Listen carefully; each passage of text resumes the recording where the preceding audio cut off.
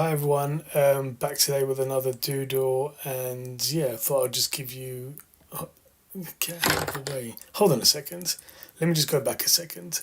This is a random shoehorn keyring with a giraffe painted on it. I don't know where I get this random crap from, but honestly, anyway, let's just keep it in.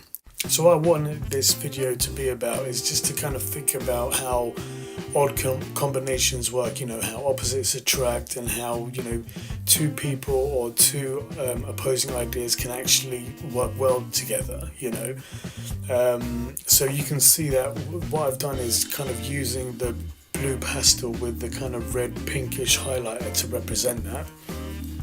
And when I was doing this, I was thinking a lot about the relationship I have with my manager. Now, my manager is a brilliant manager. I love him, but he is very different to me. I'm quite introverted. I'll only speak if I'm very kind of clear on what I want to say, and I'll be very direct with it. Whereas my manager will kind of think as he speaks, not in a bad way at all. He's very kind of expressive, and he's got loads of great ideas. He's very knowledgeable in his area of expertise, or areas. He knows a lot, and it's really good to kind of work with him. He's the perfect person if you wanted to kind of motivate people and get people enthusiastic. He's really enthusiastic about what he believes in and the work that he does and the impact that he has and what he's trying to provide with his skills and knowledge to the kind of wider workplace. It's great to kind of be a part of that and work with someone like that. And I guess the reason why I'm thinking about this now is that as an introvert, I don't necessarily have that kind of big energy and very expressiveness in the way I do things. And it's kind of challenging me now to kind of, incorporate something which I think is really important within trying to get better in whatever work you do or whatever project you do, and that's being able to improvise.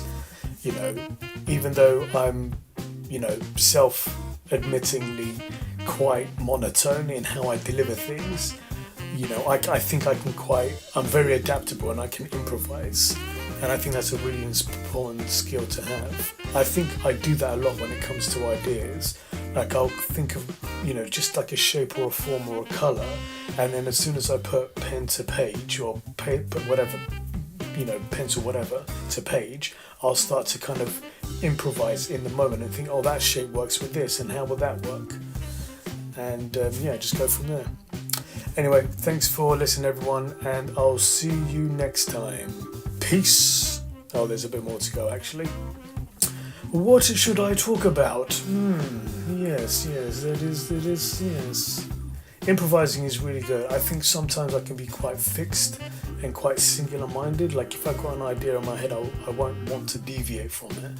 My wife says this to me quite a bit, and I know I'm like that, but actually I should remember that I have adapted to a lot, and I have the ability to adapt to a lot of things.